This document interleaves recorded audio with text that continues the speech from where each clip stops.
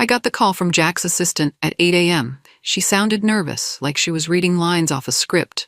"Jack wants to see you. Urgent." I ignored the knot in my stomach and straightened my blazer. 14 years in this agency, why would I be anxious? I walked into the CEO's office expecting to discuss a new project. Instead, Jack's expression looked cold, almost predatory. "Whitley," he said, "we're letting you go." My heart pounded. I thought he was joking. He wasn't. He kept going with stiff words. "You no longer fit the creative vision." I tried to gather my thoughts. "Jack, I've led some of our biggest successes." My mind raced back to campaigns I'd spearheaded, millions in revenue we'd brought in, nights I'd slept at the office to meet deadlines. He didn't flinch. He gave a dismissive shrug. "We're moving in a new direction." No mention of severance. No real explanation. He pressed a manila folder into my hands. Paperwork, official forms, a memo that basically read, "Thank you for your service." I stood there, stunned. I'd given this agency everything, and in the end, I was nothing but a name on a cut list. The final blow came when Jack avoided looking me in the eye. That's when I knew this was final. 15 minutes after that heart-shattering meeting, I was escorted to my desk by HR. They looked anywhere but at me, handing me a dull cardboard box. "Pack up your belongings," they mumbled. Coworkers, people I'd once mentored, slipped behind partitions or buried themselves in paperwork, refusing to meet my gaze. My hands shook as I placed photos, coffee mugs, and awards into the box. Every piece reminded me of the years I'd poured into this place. My phone kept buzzing, but I couldn't answer. I was numb. One of my juniors, Tara, passed by, eyes downcast. I remembered training her on brand strategy 2 years ago. She shot me an apologetic look, then scurried away. When you're labeled disposable, everyone treats you like you're contagious. When I tried to ask HR for clarification, they refused to say more.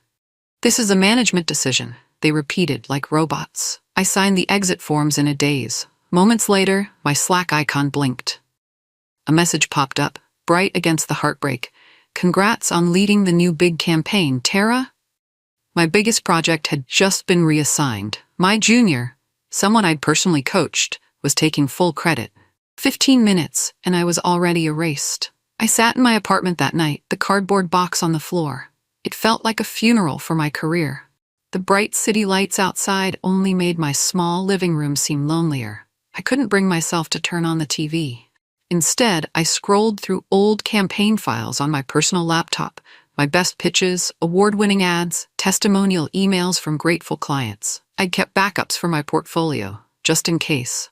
My eyes lingered on a photo of me and the team at an industry gala 7 years ago. Back then, we were unstoppable. We'd saved the agency from near bankruptcy during the 2020 crisis by landing a $4.7 million lifeline contract. That pitch had been my idea. I remembered the sweaty palms, the late-night coffee runs, the final moment when the client said yes. Now, that same company was treating me like a used napkin. It stung.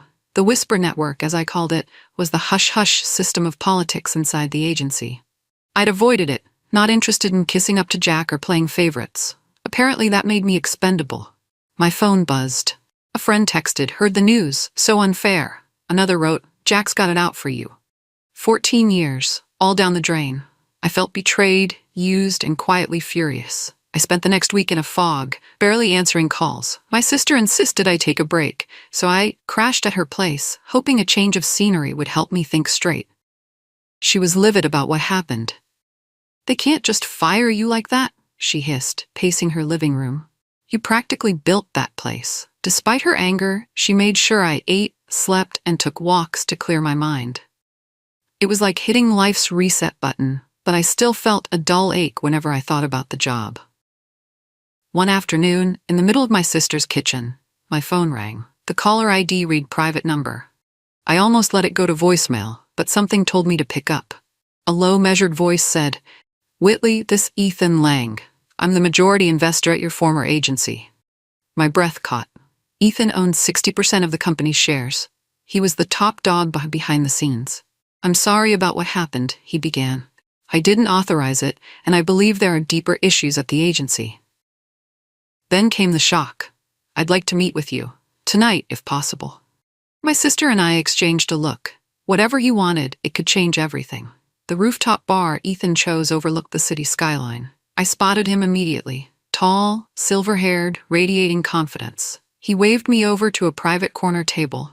"I wasn't aware Jack fired you until last week," Ethan said, offering a quiet apology. "I didn't approve it. I believe there are deeper problems at the agency." My mind swirled with questions. Why did he care about my firing? He sipped his drink, then nodded toward me. "I did some digging. The agency's facing a reputation hit. Clients are leaving, and I suspect bad leadership is at the core." I swallowed hard. Jack's style had always been flashy, favoring those who flattered him. But I never realized the damage was big enough for Ethan to step in. Ethan's eyes hardened. "Tell me the truth, Whitley. Was Jack a good leader?" I thought of the late nights, the toxic environment, the desperate cling to remain in Jack's good graces. "He's charismatic," I started carefully, "but he values ego over talent." Ethan's tone turned serious. "I can't leave my investment in the hands of someone incompetent. I need to know everything you've seen, everything you've learned." His intensity hinted at a plan, one that might shake the entire agency to its core. When Ethan and I moved our conversation to a quieter, more secluded lounge area, I pulled out the personal notes I'd kept. They weren't official corporate documents, more like my own records and files I'd saved for reference. I showed him suspicious moments, people forced out, ignored exit interviews, doctored performance reviews. "These are from coworkers who trusted me with their stories," I explained. I also had some access to exit interview data through a friendly HR contact before my email was shut down. It outlines toxic practices Jack was covering up. Ethan's expression darkened. "I've checked the financials too. There's a possibility of fraud or at least serious misrepresentation." He flipped through the pages, pausing at certain paragraphs. "This is bigger than I thought." My stomach twisted. It felt strange to be here, quietly exposing the man I'd once reported to. But Jack's betrayal still stung, and I couldn't let his toxic grip ruin more careers. Ethan leaned closer, voice low. "Let's shake the tree." A hint of a smile spread across his face. "I'm filing a notice for an emergency board meeting. The agenda, reviewing the CEO's performance." He slid a business card across the table. "I want you there as my proxy, fully authorized. I need you to present what you know. Will you do it?" My answer was immediate, yes. 2 days later, Ethan made it official. He filed a notice for an emergency board meeting, citing executive leadership concerns.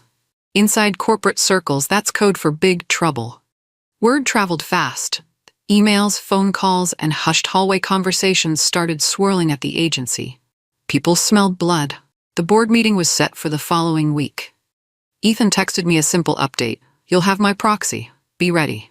I paced my tiny living room, scanning each piece of evidence I had. Not just my own experiences, but also stories from former colleagues who had left under suspicious circumstances. Some had told me they felt stifled or threatened. Others said Jack forced them to sign NDAs that hid unethical practices. That night, I got a frantic call from a friend still at the agency. "Jack's going ballistic," she whispered. "He's been in closed-door meetings all day. He knows something's up." The next morning, I woke to an email from Ethan with a formal letter attached, naming me as his voting proxy at the upcoming session. My heart thumped against my ribcage. This was real. I was about to stand in a room with top executives and challenge the man who'd fired me without warning. And I couldn't wait. The week leading up to the board meeting was a blur of phone calls and Zoom sessions. I was gathering testimony from former staff who'd experienced Jack's manipulations firsthand. Each conversation reminded me how carefully he'd hidden his tracks. But when you pile small truths together, you get a mountain of evidence. A contact named Danielle, once a senior account manager, revealed something jaw-dropping. A client was bribing Jack to secure exclusive ad placements, ignoring other potential partnerships. It smelled like corruption. "I didn't know where to report it," she said. "Jack threatened to blacklist me if I spoke up." My laptop grew cluttered with screenshots, voice recordings, and written statements. I was drowning in the reality of how toxic things had become. Then, out of the blue, I got a call from an unknown number. "I have more info," a shaky voice said. They refused to give their name, but promised documents linking Jack to hush money paid to keep negative press away. My chest tightened. "I'll come forward, anonymously," they added. By the end of the day, I had a folder labeled Whistleblower Files. These were game changers. I realized then, if Jack was going to fight, he had no idea how strong my case had become. It didn't take long for Jack to strike back. A former colleague texted me a rumor that I'd been fired for performance issues. Another rumor claimed I'd mishandled confidential client data. Both were complete lies, but it was classic Jack. Smear the whistleblower, destroy their reputation before they can speak. I watched as a niche industry blog published a rumor that I was difficult to work with and had lost us a big account last year. I snorted. That account had thrived under my direction. But in the public eye, mud sticks if you don't wash it off quickly. Just as I was about to lose it from frustration, Ethan called. "He's making his move," he said calmly. "We expected this. You have everything you need to prove your side. Let him dig his hole deeper." My throat felt tight. What if he ruins my chances to work anywhere else? It was a gnawing fear. If the industry believed Jack's lies, I'd never get a decent position again. Ethan's voice steadied me. "Trust me, the truth is on your side. Are you ready to strike first?" I swallowed hard. "Yes," I said. "I'm done letting him control the narrative." I attended a high-profile industry gala that same night. I almost didn't go, but Ethan insisted. "Show them you're unafraid," he said, "and let Jack see you." The venue glowed with chandeliers and swirling spotlights. People mingled, sipping cocktails and discussing new campaigns. My presence caused a stir. Colleagues approached, offering hush-hush support or pretending they hadn't heard the rumors. Then I spotted Jack across the room. He seemed to notice me at the same time. His face hardened, but he slicked on that CEO smile and sauntered over. "Whitley," he said, voice dripping with faux concern. "I heard you're stirring up some trouble with the board. We could have discussed any concerns privately." I fought the urge to roll my eyes. "I tried," I replied evenly. "You fired me before I could say a word." He leaned in, lowering his voice. "You have no idea what you're getting into." I smiled sweetly. "Actually, I do. I'm coming to the board meeting next week, with Ethan." His professional grin vanished. The color drained from his cheeks for a split second before he forced a sarcastic laugh. "Oh, good luck," but he couldn't hide the flicker of panic in his eyes. He knew something big was about to crash down. I received a cryptic text the next morning. "Meet me in the cafe at 10 a.m. It was from Ava, a senior creative who'd somehow managed to stay in Jack's favor. Still, I'd always sensed she was quietly uncomfortable with his leadership. At the cafe, Ava looked exhausted. She clutched her latte, eyes darting around. "I want out of Jack's shadow," she whispered. "I've got proof he's been faking campaign results." Then she slid a flash drive across the table. My heart hammered. "What's on there?" "Screenshots, internal memos. He inflated numbers to impress the board and justify big bonuses for himself." Her voice trembled. "He demanded I massage data. I have everything." I plugged the flash drive into my laptop right then and there. The evidence was blatant, side-by-side comparisons of real figures versus doctored ones. My stomach churned at the level of deceit. Ava's face paled. "That's not all. One memo suggests a certain board member knew about it." She pointed to a signature at the bottom of a suspicious email. I recognized the board member's name, a powerful figure who usually stayed in the background. "We can't let this slide," I said, powering off my laptop. Ava nodded, relief shining in her eyes. She wasn't alone anymore. With Ava's flash drive in hand, I arranged a private meeting with the implicated board member, Garrett. He was known for his calm demeanor, but when he saw what I had, his face went ghost white. "This can't be released," he croaked, flipping through the documents. I heard the genuine fear in his voice. Jack threatened to reveal a personal situation of mine if I didn't back him. I pressed him gently. "Garrett, you're protecting a toxic CEO. There are bribery deals, doctored results, and multiple ethics violations. It's bigger than your secret." He slumped in his seat. I felt trapped. I wanted to blow the whistle, but Jack made it clear he could destroy my reputation. I leaned forward. "Help me fix this. Do the right thing, and it'll go smoother for you. But if you resist, these facts will bury you both. I won't let him run free." His hands shook. Sweat beaded along his forehead. Finally, he spoke in a broken voice. "I'll testify. I can't keep quiet anymore." I stood up, relief flooding me. "You won't regret this." But even as I walked away, I felt the weight of what would happen next. Jack would find out Garrett flipped, and it would light the final fuse for the boardroom showdown. The emergency board meeting day arrived like a thunderstorm. Gray clouds hovered outside the office's skyscraper windows. My heart thumped so loud I could hear it in my ears. This was the same building I'd left with a cardboard box only weeks ago. But now I walked through the doors with renewed purpose. Security checked my ID, then showed me to the boardroom. The long mahogany table gleamed under bright lights. 12 board members sat in stiff chairs, scanning agenda packets. Jack was at the head of the table, trying to project confidence, but tapping his pen restlessly. Then Ethan stepped in. "I'm giving my proxy rights to Whitley," he announced to the room. Murmurs rippled. Jack's eyes narrowed. I took a seat beside Ethan.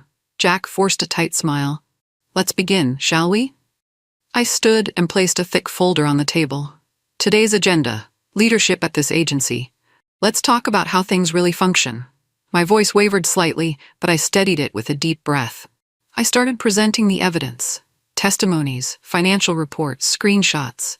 Each piece landed like a hammer blow. Jack tried to interrupt. I ignored him, continuing until the tension crackled. At the end, I closed the folder, meeting Jack's glare. This was only the opening salvo. Silence hung thick after my presentation. The board members flipped through the documents, stunned. Jack cleared his throat, forcing a laugh. "This is a personal attack," he spat. "Whitley was fired for poor performance. She's twisting data to get revenge." I refused to back down. "Then explain why these exit interviews describe a hostile work environment, or why actual campaign metrics differ from your official reports." The CFO, Marisol, raised her hand. I cross-referenced the real numbers with Jack's monthly updates. She gave him a pointed look. "They don't match. I've suspected something for months." Jack's composure faltered. He scrambled to defend himself. "We refine numbers for client pitches all the time." Ethan shook his head. "There's a difference between refining and outright lying." The tension was unbearable. I watched sweat bead on Jack's temple. With the evidence on the table, Ethan glared at the board. "We can't ignore this. It's hurting our reputation. We need a vote of no confidence." Jack slammed his fist down. "You won't get the votes. I built this agency." But the CFO slid a piece of paper forward. "You haven't been paying attention," she said softly. "We all see the damage now." Ethan's voice cut in. "Motion to remove Jack as CEO. All in favor?" Jack's face twisted with rage as hands went up around the table. One by one, each board member voted against him. Even Garrett, the one Jack had blackmailed, bravely raised his hand. Jack exploded. "This is a setup. You're all insane." He glared at me, his face flushed. "You planned this from the start, didn't you?" Memories of the humiliating day I was forced to pack my things flashed through my mind. My voice trembled, but I managed.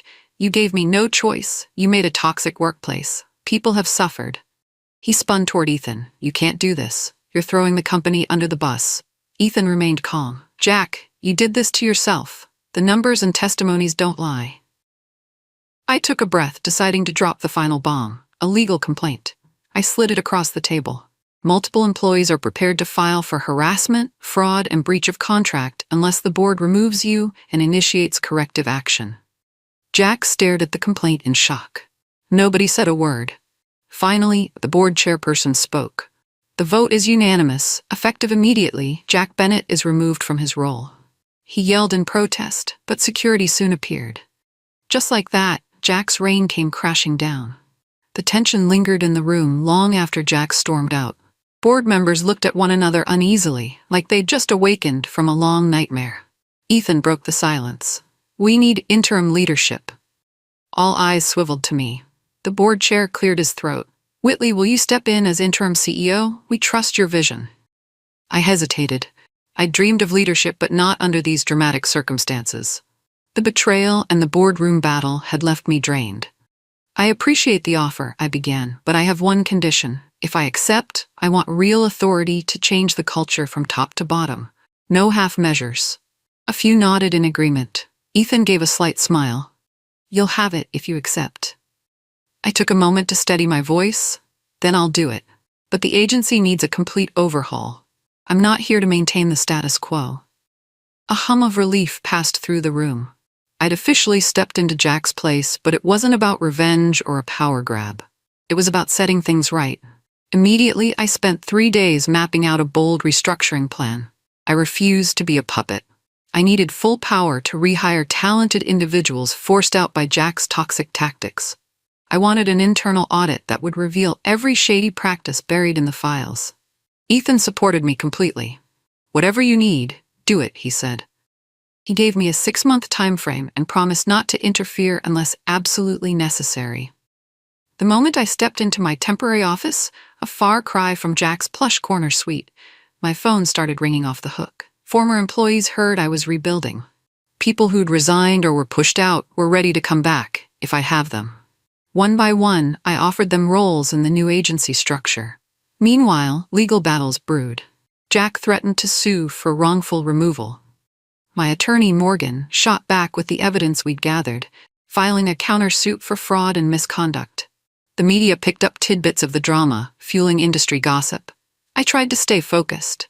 This wasn't just about me or personal revenge. It was about restoring trust. But in the back of my mind, I worried that Jack wouldn't let go quietly. Jack's lawsuit arrived via official courier the following week, claiming defamation and wrongful termination. Morgan looked unimpressed. "He has no ground to stand on," she said, flipping through the pages, "but we'll respond swiftly." We filed our counter-lawsuit, highlighting every shred of evidence, the fraudulent metrics, intimidation tactics, and hush money trails. It was airtight. Jack's reputation took a public beating in trade publications. Sponsors began distancing themselves. Even longtime contacts suddenly ghosted him. Within days, the tide turned. A major client who'd left during Jack's reign called our account director. "We're considering coming back," they said, "but only if Whitley remains in charge. We trust her." Ethan grinned when he relayed the news. "They know you're honest. This is a huge victory." My heart soared. These were the same clients Jack had claimed I'd lost due to incompetence. Hearing they wanted me back felt vindicating. We used that momentum to further secure our rebuilding effort, planning a major press announcement about our new direction. At night, though, I still fought insomnia. I'd replay the meltdown in the boardroom and worry about potential sabotage from Jack. But every new day brought a fresh reminder. The agency was healing and his power was slipping away. A respected industry journalist named Carmen Cho reached out, requesting an interview about the agency's recent shakeup. I agreed, deciding transparency would help us move forward. She interviewed me for hours, carefully extracting details about Jack's leadership. I shared stories from employees, the changes we were implementing, and why the board felt removal was necessary. She also interviewed Ethan, staff members who had returned, and some who remained anonymous but confirmed the toxic environment. A week later, Carmen's exposé hit the media. The headline read, "Toxic Legacy: How One CEO Nearly Killed a Thriving Agency." It went viral in industry circles. The piece also highlighted the new vision, giving me credit for the fresh culture shift and praising Ethan for trusting me. Jack, on the other hand, appeared as the poster boy for everything wrong in modern advertising. He tried to release a statement calling the report one-sided, but nobody believed him. Potential employers saw the article and reportedly withdrew their offers. Ethan sent me the link. "They're calling you the agency's savior," he joked. "Feels better than disgruntled ex-employee, right?" It did. But in the background, I received tempting calls from other agencies. They saw my leadership potential and wanted me on their side. Suddenly, I had to decide, continue fixing my old home or start anew. One evening, I sat at my kitchen table, sifting through proposals from competitor agencies. The salaries were jaw-dropping, the creative freedom enticing. They saw me as a golden ticket, someone who'd proven they could bring about massive change. My phone rang. It was Ethan again. "Listen, Whitley," he began. "I know you're getting offers. Let me make my position clear. I want you to stay. I'm ready to propose you as permanent CEO with a 30% equity stake. We need your leadership." My heart pounded. Years ago, I never imagined holding such a huge share in the company where I started as an intern. I realized the scope of what Ethan was offering. Real power, real ownership, and the chance to finally shape an agency on my own terms. I told him I'd think about it and hung up. My mind raced with possibilities. If I left, I'd join a new environment free of old baggage. If I stayed, I'd be diving deeper into the mess but potentially making something incredible. I weighed my dreams against my loyalty, my exhaustion against my determination. Finally, as the city lights blinked outside my window, I knew my answer. I wouldn't run. I'd stay and finish what I started. The next morning, I accepted Ethan's offer on one condition: total freedom to restructure the agency. He agreed without hesitation. A formal announcement went out, calling me the new permanent CEO and 30% owner. My phone blew up with congratulatory messages. I wasted no time. I launched an internal initiative called Voices First. It was simple. Every employee, from interns to senior execs, would have direct access to a monthly town hall. People could share concerns, ideas, or improvements openly.